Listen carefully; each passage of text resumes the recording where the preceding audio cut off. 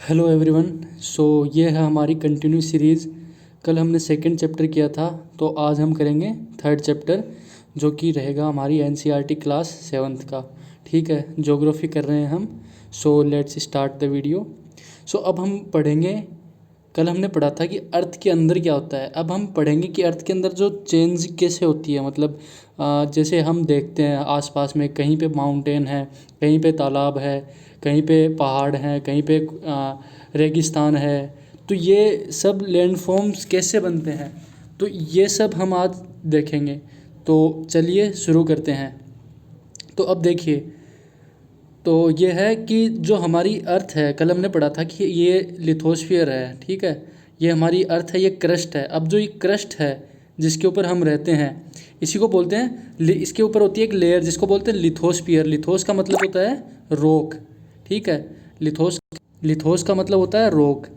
ठीक है, और रॉक से बनी हुई अब हमारी पृथ्वी गोल है, तो इसी से नाम पड़ गया लिथोस्फीयर। ठीक है, तो जो ये हमारी अर्थ है, ये अलग अलग स्लैब्स के अंदर है। जैसे इसके अंदर अलग अलग प्लेट हैं और वो प्लेट्स एक दूसरे से, जो अंदर से अर्थ के अंदर से फोर्स लगता है जिसके कारण वो दूर जा रही है। जैसे कि अब हम देख सकते हैं, ये सपोज करो एक स्लैब है। ठीक है, और ये नीचे वाटर है, इसके ये वाटर है। अब ये जैसे एक वाटर के ऊपर नाव चलती है, ऐसे ही अंदर जो एस्थेनोस्फीयर थी जिसके अंदर सेमी सॉलिड था, मतलब जो मोल्टन स्टेट थी, जो मेंटल थी हमारी जिसके अंदर, तो उसी के ऊपर वैसे ही एक ये जो अलग अलग कॉन्टिनेंट है, ये उसके ऊपर तैर रहे हैं। जैसे एक नाव समुद्र के अंदर तैरती है, वैसे ही तो जो अलग अलग कॉन्टिनेंट है, जैसे अफ्रीका हो गया, ऑस्ट्रेलिया हो गया, और ये साउथ अमेरिका, ये सब कॉन्टिनेंट कभी ना कभी एक ही थे, जो कि लेकिन आज अगर हम देखते हैं तो एक दूसरे से बहुत दूर हैं। तो ये कैसे हुआ, तो ये इसी के बारे में हम थोड़ा जानेंगे। बेसिकली ये 11th क्लास की एनसीईआरटी में है, जो यहाँ पे दिया है वो हम यहाँ पे देख लेंगे। बाकी का जैसे जैसे अलग अलग सीरीज़ आएगी उसके अंदर हम पढ़ते जाएंगे। ठीक है, तो अब देखिए, ये जो प्लेट्स हैं ना, प्लेट्स ये बहुत धीरे धीरे मूव करती है। जैसे 200 मिलियन साल पहले हमारा जो ये अर्थ के ऊपर अलग अलग कॉन्टिनेंट है, ये कभी ना कभी एक साथ जुड़े हुए थे। एक जिस बड़े आकार को बोलते हैं पेंजिया, और जो लार्ज सी था उसको बोलते हैं हम पेंथलासा। ठीक है, और धीरे धीरे ये फोर्स लगा, मतलब लाखों मिलियन साल लग गए ये इतनी दूर जाते हुए, ये प्लेट्स को मूवमेंट हो रहा है। तो जैसे जैसे ये प्लेट मूव कर रही है, एक दूसरे के नज़दीक या दूर जा रही हैं, वैसे वैसे लैंडफॉर्म्स भी बनते हैं, जो कि हम आगे पढ़ेंगे। लेकिन ये बहुत स्लो प्रोसेस है, बहुत ज़्यादा बड़ा मतलब ऐसे नहीं है कि सुबह को उठे और पता चले कि हमारा इंडिया है जो पार कर गया हो इसको, रशिया को पार करके और ऊपर आर्कटिक सर्कल पे पहुंच गया हो। नहीं, इसके अंदर बहुत टाइम लगेगा, बहुत ज़्यादा टाइम लगता है, मतलब लाखों मिलियन साल लग जाते हैं। उसके बाद में धीरे धीरे छोटा छोटा माइल दूर होता है ये। ठीक है, अब जैसे कि ये तो मैंने बता ही दिया कि जैसे जो मोल्टन मैग्मा है उसके ऊपर ये जो कॉन्टिनेंट है ये तैर रहे हैं। ठीक है, अब जो मूवमेंट होता है ना इनका, वो मूवमेंट कैसे होता है, तो ये जो प्लेट्स जब आपस में इनमें मूवमेंट होता है, तब क्या आता है, तब आता है अर्थक्वेक। उसी को हम बोलते हैं अर्थक्वेक। जब इन प्लेट्स के अंदर मूवमेंट होगा तब अर्थक्वेक आएगा। ठीक है, सो ये लाइन ये आप देख सकते हैं, यहाँ पे दे रखा है, यहाँ पे दिया हुआ, आप पढ़ सकते हैं यहाँ से। ठीक है, तो the movement of these plates cause changes on the surface of the earth. Earth की सरफेस के ऊपर चेंज लाएगा। अब अगर भूकंप आएगा तो बिल्डिंग गिरेगी, या सपोज करो कि दो जैसे अगर डाइवर्जेंस हो रहा है दो प्लेट के बीच में, जैसे एक ये प्लेट है और एक ये प्लेट है, अब ये इधर जा रही है, दूसरी इधर जा रही है, जो अंदर के अंदर जो लावा होगा, जो मैग्मा होगा, मैग्मा चैम्बर के अंदर, वो बाहर आएगा, बाहर आके क्या बनाएगा, माउंटेन बनाएगा। तो इससे क्या बनेगा, अर्थ के ऊपर लैंडफॉर्म बनेगा। ठीक है, तो ऐसे ही लैंडफॉर्म बनता है। और अगर ये दो प्लेट हैं, ये आपस के अंदर कन्वर्ज करेंगी एक दूसरे की तरफ। ठीक है, तब क्या होगा, तब अगर ये जैसे कॉन्टिनेंट और कॉन्टिनेंट प्लेट हैं, तो वो आपस में फोल्ड माउंटेन बना देंगी, मतलब ऊपर उठ जाएगी, जो कि जिसका एग्जांपल हम देख सकते हैं हिमालय। ठीक है, सो अब हम आगे चलते हैं, देखते हैं और क्या पढ़ना है हमें। तो the earth movement are divided on the basis of force which cause them. अब जो ये अर्थ की मूवमेंट है वो उनके फोर्स के ऊपर डिपेंड करेगा, ठीक है।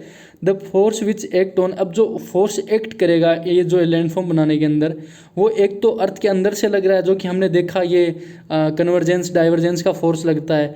दूसरा ये तो इसको बोलते हैं हम एंडोजेनिक फोर्स, ठीक है। जो अर्थ के अंदर से लगता है उसको एंडोजेनिक बोलते हैं। और लेकिन जब ये पहाड़ वगैरह बन जाते हैं तो इसके ऊपर एक एक्सोजेनिक फोर्स भी लगता है। वो कौन सा होता है? वो होता है जैसे सूर्य का हो गया, जैसे किसी चीज़ को हम बहुत ज़्यादा गर्म करते हैं तो वो एक्सपेंड होती है, जब उसको ठंडा करते हैं तो वो सिकुड़ती है, ठीक है, कंप्रेस होती है।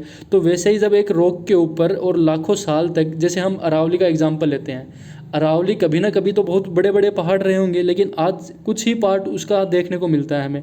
तो ये ऐसा क्यों है? ये इसीलिए है कि उसके ऊपर एक्सोजेनिक फोर्स लगा है। एक्सोजेनिक फोर्स कौन सा हो गया?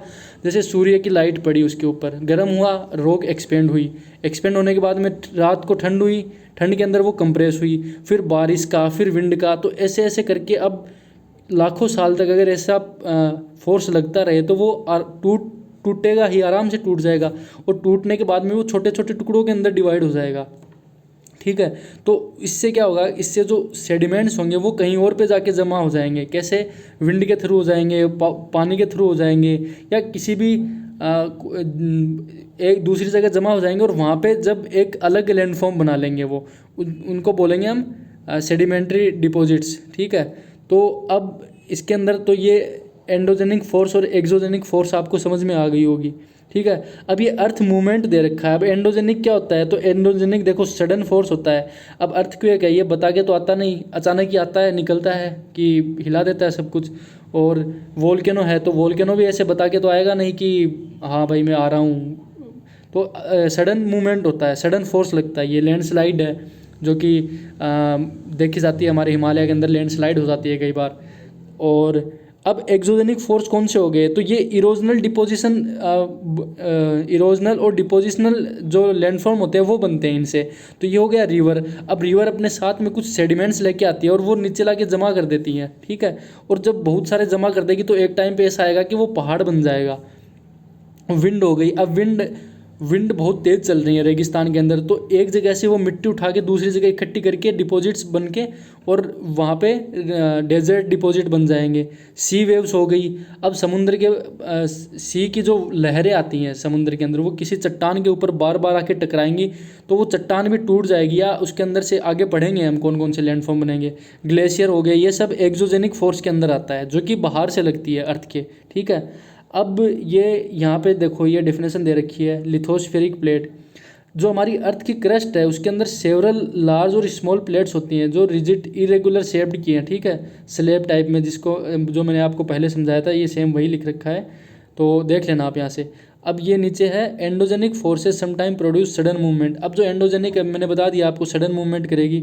Other at the other time produce slow movement, sudden movement like. अब जो सडन मूवमेंट हो गया वो तो अर्थक्वेक वगैरह आ ही गया, हमने देख लिया। अब चलते हैं नेक्स्ट पे।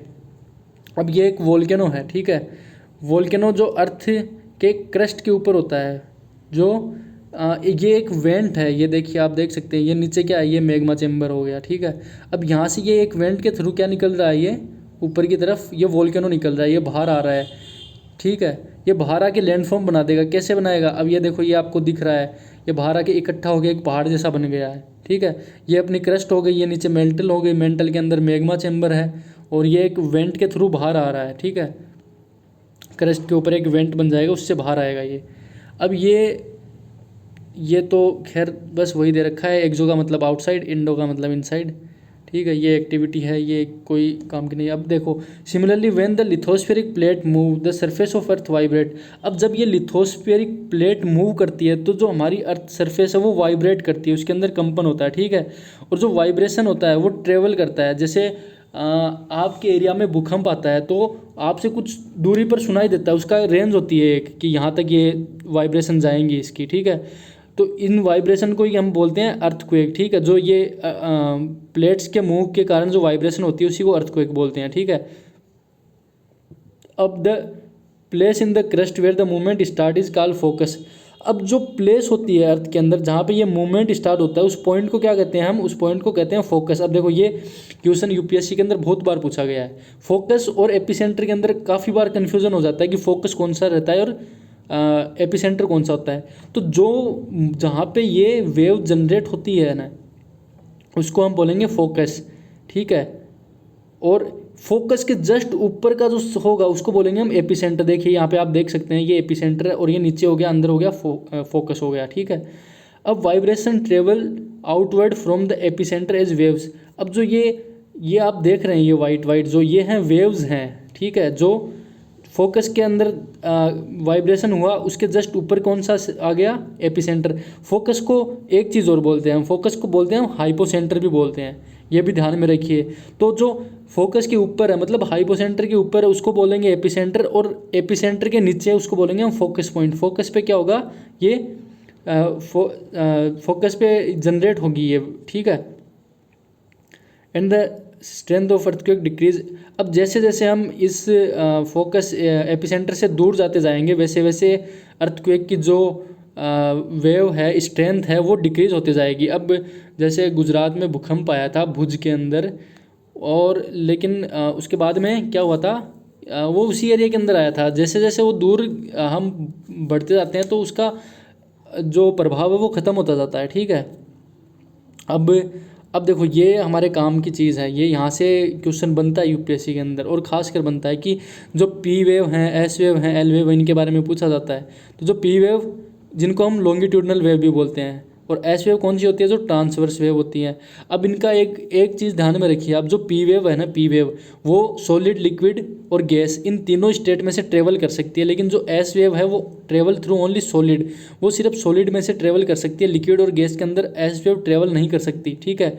और जो एल वेव है जिसको बोलते हैं हम सरफेस वेव या लव वेव, ये सबसे ज़्यादा मोस्ट डिस्ट्रक्टिव वेव होती हैं। एल वेव, लव वेव भी बोलते हैं इसको, ठीक है। और जो सबसे पहले पहुंचती है अर्थ सरफेस के ऊपर वो कौन सी वेव होती है, तो वो भी पी वेव होती है। सबसे पहले कौन सी वेव पहुंचती है, पी वेव पहुंचती है, इसको आप ध्यान में रखिए, ठीक है।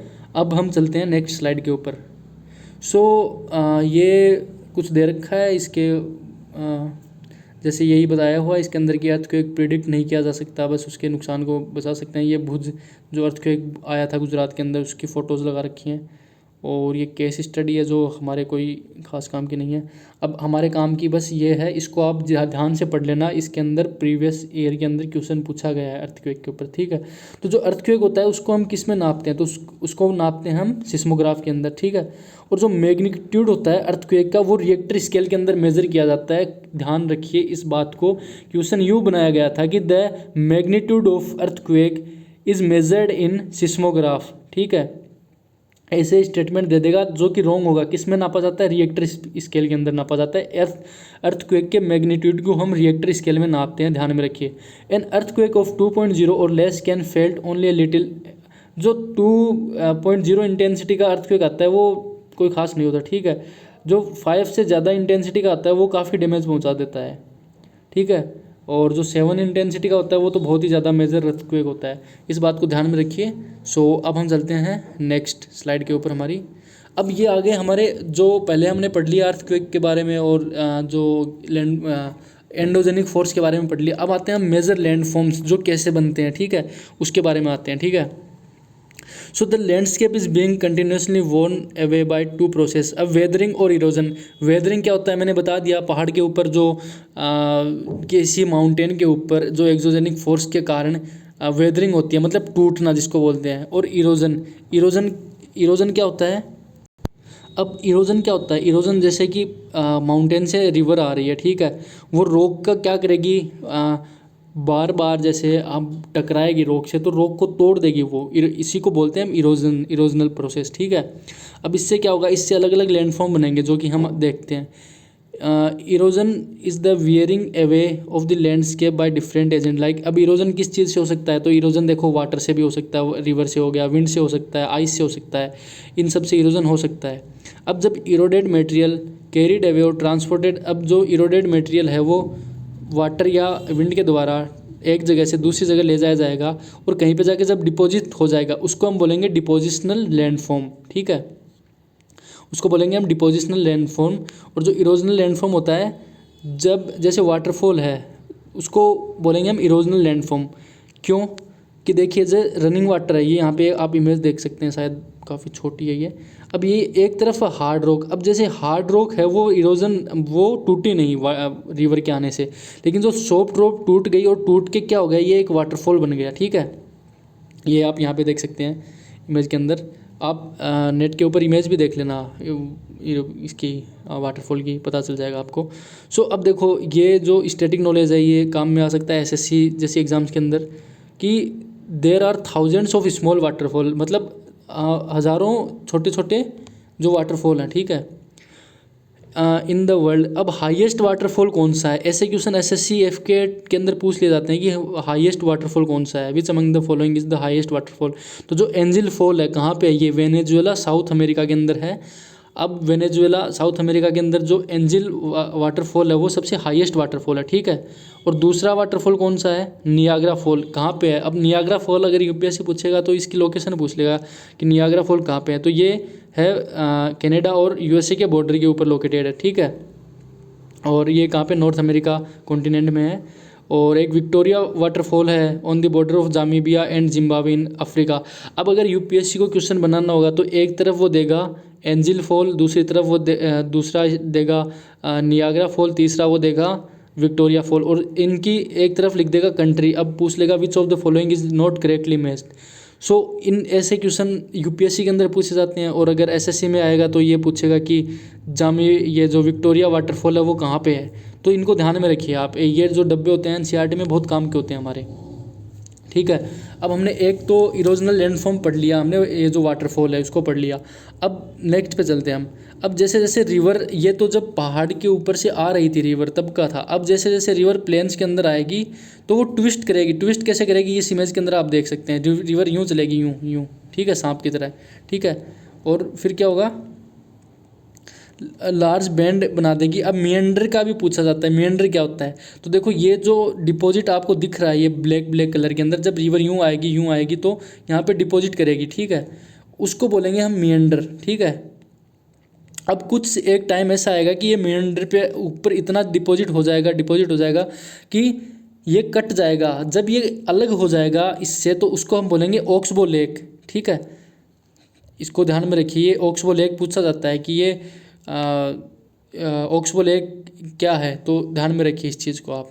ठीक है, अब due to continuous erosion and deposition along the side of meander, the end of the meander loop come closer and closer in due course of time, the meander loop cut off from the river and form cut off lake. और इसी lake को हम क्या बोलते हैं, oxbow lake बोलते हैं। ठीक है, एक टाइम ऐसा आएगा कि ये कट जाएगा इस लेक रिवर से। So as it flood it is deposit layer of fine soil and. अब ये लीव्स का भी पूछा जाता है, जब बाढ़ आती है तो ये रिवर अपना मतलब एरिया बढ़ा लेती है फ्लड के कारण से, तो उनको बोलते हैं हम लीव्स, इसके आगे नहीं जा पाती। ठीक है, जैसे ये रिवर है, ठीक है, तो इसको बोलेंगे हम लीव्स, इनको बोलेंगे लीव्स। ठीक है, आप ये ध्यान में रखिए। So the leads to formation of flat fertile plain. अब इससे रिलेटेड कुछ टर्म्स भी है जो मैं आप देखो, रिवर से रिलेटेड कुछ टर्मिनोलॉजी है जो कि आपके काम में आ सकती है, आ जाएगी। सो देखो, अब जब ये माउंटेन है, ठीक है, ये माउंटेन है, अब जब रिवर यहाँ से आ रही है, यूँ माउंटेन से रिवर यूँ नीचे उतर रही है, तो जो ये यहाँ पे कुछ वो डिपॉजिट करेगी रॉक्स को। ठीक है, और इसको क्या बोलेंगे हम, इस रीजन को हम बोलेंगे भाबर। अब एक चीज़ और ध्यान में रखिए आप, जो ये भाबर रीजन होता है इसके अंदर रिवर जो होती है वो हमारी डिसअपियर हो जाती है। ठीक है, इस बात को आप ध्यान में रखिए। जो अब ये माउंटेन है, यहाँ पे कुछ डिपॉजिट करेगी रिवर, यहाँ से उतर रही है रिवर। ठीक है, तो यहाँ पे जो रॉक्स बड़े बड़े डिपॉजिट करेगी तो यहाँ पे रिवर दिखना बंद हो जाएगी। तो अगर क्वेश्चन में आए कि इन भाबर रीजन रिवर डिसअपियर और सॉइल नॉट फाउंड, सॉइल तो मिलेगी नहीं, क्यों, पहाड़ से उतर रही है तो सॉइल कहाँ से मिलेगी, हमें नहीं मिलेगी। तो ये स्टेटमेंट बिल्कुल सही होगा। भाबर, तराई, बांगर, खादर, ये 4 वर्ड हैं, इनको ध्यान में रखिए। तो भाबर के अंदर हमारी रिवर डिसअपियर हो जाएगी और सॉइल हमें मिलेगी नहीं। अब नेक्स्ट भाबर के बाद में आता है तराई रीजन। ठीक है, तराई रीजन आता है भाबर के बाद में। अब जो ये तराई तराई रीजन है उसके अंदर रिवर वापस रीअपियर हो जाएगी, ठीक है। और जो तराई रीजन है यहाँ पे हमें एक ट्री मिलता है जिसको बोलते हैं हम साल ट्री, साल का ट्री मिलता है हमें तराई रीजन के अंदर। और ये रिच बायोडाइवर्सिटी के अंदर काफ़ी रिच होता है, लेकिन हमें यहाँ पे पेड़ नहीं मिलेंगे। क्यों? क्योंकि पेड़ नहीं होंगे, ठीक है। अब नेक्स्ट है बांगड़। अब जो ये बांगड़ है ना, बांगड़ फर्टाइल नहीं होता। क्यों नहीं होता? क्योंकि ये ओल्ड एलुवियल सॉइल होती है जो कि बियॉन्ड फ्लड लिमिट्स के। अब देखो ये यहाँ तक फ्लड आया, सपोज कीजिए आप, यहाँ तक रिवर के अंदर बाढ़ आई, तो रिवर न्यू सॉइल लाएगी जिसको बोलेंगे हम एलुवियल सॉइल, वो यहाँ तक जमा करती है। कुछ टाइम ऐसा आएगा कि रिवर यहाँ तक ही ला रही है। अब जो ये पार्ट बच गया ना इसका, इसको हम बोलेंगे ओल्ड एलुवियल सॉइल, जहाँ पे कंकड़ वगैरह फाउंड होते हैं। यहाँ पे ये फर्टाइल नहीं होती ये लैंड। अब फर्टाइल कौन सी लैंड होती है? तो फर्टाइल होती है हमारी खादर जो रीजन होता है वो फर्टाइल होता है। खादर न्यू एलुवियल सॉइल होती है खादर, ठीक है। तो ध्यान में रखिए। तो देखो मैंने आपको 4 वर्ड बताए। भाबर के अंदर क्या होगा? रिवर डिसअपियर हो जाएगी, सॉइल नहीं मिलेगी हमें, ठीक है। तराई रीजन में क्या होगा? रिवर वापस रीअपियर हो जाएगी, रिच इन बायोडाइवर्सिटी होगा, और एक ट्री मिलेगा जिसका नाम क्या है? साल ट्री। नेक्स्ट क्या है? बांगड़ क्या है? ओल्ड एलुवियल सॉइल है जो कि बियॉन्ड फ्लड लिमिट्स के बाहर है। वहाँ पे क्या मिलेंगे हमें? वहाँ पे कंकड़ वगैरह मिलेंगे। फिर है खादर क्या है? तो खादर है न्यू एलुवियल सॉइल जो कि बहुत ही सूटेबल है एग्रीकल्चर के लिए। यहाँ पे क्या मिलेगा हमें? यहाँ पे एग्रो बेस्ड जो इंडस्ट्री होती है वो यहीं पे मिलेगी हमें, ठीक है। अब हम चलते हैं नेक्स्ट स्लाइड के ऊपर। हाँ, एक चीज़ और ध्यान में रखिए, एक रीज़न होता है दोआब भी। दोआब क्या होता है? दो नदियों के बीच की जगह को बोलते हैं दोआब। तो दोआब, जैसे 4 दोआब हैं, आप इनका नाम ध्यान में रखिए, कभी भी क्वेश्चन पूछ सकते हैं। एक होता है बिस्ट दोआब। तो बिस्ट दोआब है वो बिस्ट दोआब 2 नदियों के बीच में है। एक है ब्यास, बी से ब्यास हो गया, एस से सतलज हो गया, ठीक है। और एक होता है बरी दोआब। तो बरी दोआब के अंदर एक हो गया ब्यास और एक हो गया रावी, ठीक है। एक होता है रेचना दोआब जो कि रावी और चिनाब के बीच में आता है। देखो इससे रेचना, RECHNA, आर से रावी हो गया, सी से चिनाब हो गया, बी से बी से हो गई ब्यास हो गई, एस से हो गया सतलज, ठीक है। अब बरी के अंदर हो गया BARI, बरी, बी से हो गई है ब्यास और आर से हो गई रावी। इसको ध्यान में रखिए आप, ये दोआब के क्वेश्चन पूछ सकते हैं, ठीक है। अब एक है जेच दोआब, JECH। तो जेच के अंदर जे से हो गई झेलम अपनी और सी से हो गई चिनाब। तो इनको आप ध्यान में ज़रूर रखिए। जैसे कि अभी ये रिवर का चल रहा था तो ये एक्स्ट्रा इन्फॉर्मेशन है लेकिन काम की है, ठीक है।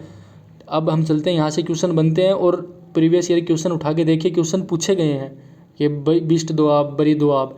जब ये हमारे NCERT लेक्चर खत्म होगा तब मैं क्वेश्चन भी करवा दूंगा कुछ, ठीक है। अब हम चलते हैं नेक्स्ट स्लाइड के ऊपर। सो ये रिवर के बारे में हो गया। अब है कि river begin to break up into number of stream. अब रिवर क्या होती है कि टूटना चालू हो जाती है जब वो जाती है। जैसे कि हमारी जो गंगा रिवर है उसकी डिस्ट्रीब्यूटरी बनती है हुगली।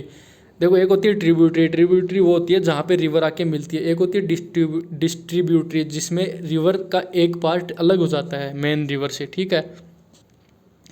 अब द रिवर बिकम टू, अब जैसे जैसे रिवर आगे प्लेन में जाएगी वैसे वैसे उसका जो फ्लो है वो स्लो हो जाएगा एकदम, ठीक है। और जो अपनी रिवर का माउथ है वहाँ पे रिवर क्या बनाएगी? डेल्टा बनाएगी, ठीक है। वहाँ पे जो भी रिवर अपने साथ डिपॉजिट लाई थी वो डिपॉजिट कर देगी। Is form its own mouth, the collection of sediment from all the mouth forms delta. अब जो ये रिवर के जितना भी लाएगी वो, ये देखो ये डेल्टा की आप देख सकते हैं यहाँ पे ये डेल्टा बना हुआ है समुद्र में, ठीक है। अब ये सब हो गया हमारे रिवर के लैंडफॉर्म। अब चलते हैं हम सी वेव से क्या कौन से लैंडफॉर्म बनते हैं, ठीक है। तो देखो ये समुद्र के अंदर आपने देखा होगा चट्टान होती है। अब चट्टान के ऊपर बार बार लहर आके टकराएगी तो एक टाइम ऐसा आएगा कि वो जो चट्टान है वो टूटना चालू हो जाएगी और वो टूट इतनी टूटेगी कि पहले ये सी केव बनाएगी, ठीक है, एक छोटी सी गुफा बनेगी। फिर और ज़्यादा टूट के ये सी आर्क बना देगी। ये आप आर्क देख सकते हैं यहाँ पे, इनकी आप इमेज देख लेना गूगल के ऊपर एक बार। ये आर्क है, आर्क से मतलब आर पार हो जाएगी, ठीक है। The erosion and deposition of the sea wave give rise to coastal landform. इनको कोस्टल लैंडफॉर्म बोलते हैं जो बनते हैं यहाँ पे सी के पास में, ठीक है, कोस्ट के पास में। सी वेव ये मैंने बता दिया, बार बार अगर टकराएगी किसी चट्टान के ऊपर तो वो टूटने चालू हो जाएगी, क्रैक डेवलप हो जाएगा, ठीक है। और कुछ टाइम के बाद में ये होलो बन जाएगा जिसको हम बोलेंगे होल बन जाएगा जिसको बोलेंगे केव, ठीक है। और उन्हीं को सी केव बोलते हैं। अब ये कौन सा फॉर्म है, ये इरोजनल फॉर्म है कि डिपोजिशनल फॉर्म है? तो ये देखो क्वेश्चन यूँ भी बन सकता है कि sea cave is a erosional form और डिपोजिशनल फॉर्म। तो ये इरोजन हो रहा है, बार बार टकरा रही है, टूट रही है, तो क्या हो रहा है, ये इरोजन हो रहा है। डिपोजिशनल होता है जब डिपॉजिट करके बनते हैं, ठीक है। फिर as this activity become bigger and bigger only roof of the cave remain thus. अब जब ये एक्टिविटी बहुत ज़्यादा बड़ा होल बन जाएगा और सिर्फ ये रूफ बचेगी तो उसको हम बोल देंगे सी आर्क, ठीक है। मतलब ये जैसे ये एक चट्टान थी, अब यहाँ पे ये टकरा के और यहाँ से बाहर निकल गई, अब ये इस बस रूफ बची है खाली, तो उसी को हम बोल देंगे सी आर्क, ठीक है, sea arch. Further erosion break the roof and only walls. अब जब सिर्फ वाल बचेंगे उसको उनको हम बोल देंगे स्टेक। जब ये यहाँ से, अब देखो ये यहाँ पे स्टेक दिख रहा होगा आपको, सिर्फ एक दीवार खड़ी है समुद्र के अंदर, उसको बोल देंगे हम स्टेक, ठीक है। अब the steep rocky coast rising almost vertically above sea water is called sea cliff. The sea wave deposit sediment along the shore forming beaches. अब जो बीच होता है वो डिपोजिशनल सी वेव आती है, वो अपने साथ में कुछ समुद्र से कण भी लेके आती है और उनको कहाँ पे डिपॉजिट करती है, बीच के ऊपर डिपॉजिट करती है, ठीक है। तो ये हो गए सी के लैंडफॉर्म। और भी डिटेल में आएगा अगर हम 11th के NCERT अंदर जाएंगे। बेसिकली थोड़ा थोड़ा बेस तैयार कर रहे हैं, बाकी का हम बाद में पढ़ेंगे। सो अब आते हैं ग्लेशियल डिपॉजिट भी होते हैं, ठीक है। अब ग्लेशियर से क्या, जैसे रिवर की तरह रिवर डिपॉजिट करती है वैसे ग्लेशियल डिपॉजिट भी होती है, उनको हम बोलते हैं मोरेन, ठीक है। और ये है the material carried by the glacier such as rock big small and silt gets deposited, उनको बोलते हैं। अब इनका एक बहुत बढ़िया एग्जांपल है जो कि करेवाज हमें कश्मीर में मिलते हैं, जहाँ पे सेफ्रॉन, मतलब इसकी क्या बोलते हैं, सेफ्रॉन, जो केसर होती है, केसर हमें कश्मीर में मिलती है, ये करेवाज के अंदर होती है, ठीक है। और बस दैट, अब चलते हैं नेक्स्ट पे। सो हमने कौन कौन से लैंडफॉर्म पढ़ लिए, देखो हमने पढ़ लिए रिवर के लैंडफॉर्म पढ़ लिए, रिवर के अंदर जैसे वाटरफॉल वगैरह पढ़ लिया हमने, ऑक्सबो लेक पढ़ लिया हमने, मिएंडर पढ़ लिया, लीव्स पढ़ लिया, ठीक है। अब फिर हमने पढ़ा सी से कौन से बनते हैं, तो क्लिफ, स्टेक और सी आर्क, स्टीप, ये सब स्टेक और सी केव, ये हमने पढ़ लिए ओशियनिक लैंडफॉर्म या फिर सी, ठीक है। अब हम आते हैं जो डेजर्ट के अंदर कुछ बनते हैं, जो जिसमें किसका हाथ होता है, उसमें होता है विंड का। अब देखो डेजर्ट के अंदर एक्टिव एजेंट कौन होगा, वहाँ पे देखो ना तो पानी मिलेगा, ठीक है, ना रिवर होगी, तो कौन होगा, तो वहाँ पे विंड होगी। जब हवा चलेगी एक जगह से रेत को उठा के दूसरी जगह डिपॉजिट करेगी, तो उसी को हम बोलते हैं डेजर्ट लैंडफॉर्म, ठीक है। अब देखो an active agent of erosion and deposition. अब जो एक्टिव एजेंट है डेजर्ट के अंदर वो विंड है। In desert you can see rocks in the shape of mushroom rock. अब मशरूम रॉक क्या होता है, देखो ये एक मशरूम टाइप जैसा रॉक होता है, इसको समझ लो आप, ये ऐसा कुछ रॉक होता है मशरूम का। अब इसमें देखो ये हार्ड रॉक थी, ये तो बच गई, और जो बार बार हवा ने आके इसका इरोजन कर दिया, जो कि नीचे का पार्ट था इसका इरोजन कर दिया, तो इसको बोलते हैं मशरूम रॉक। क्वेश्चन पूछ ले कि मशरूम रॉक फाउंड कहाँ होता है, तो डेजर्ट में फाउंड होगा मशरूम रॉक, ठीक है। Wind Erode the lower section. Wind जो लोअर सेक्शन होगा ना इसका चट्टान का, उसको इरोड कर देगी, ठीक है। और सिर्फ रूफ बच जाएगी, ऊपर की वाइट टॉप बच जाएगा, उसको बोलेंगे मशरूम रॉक, ठीक है।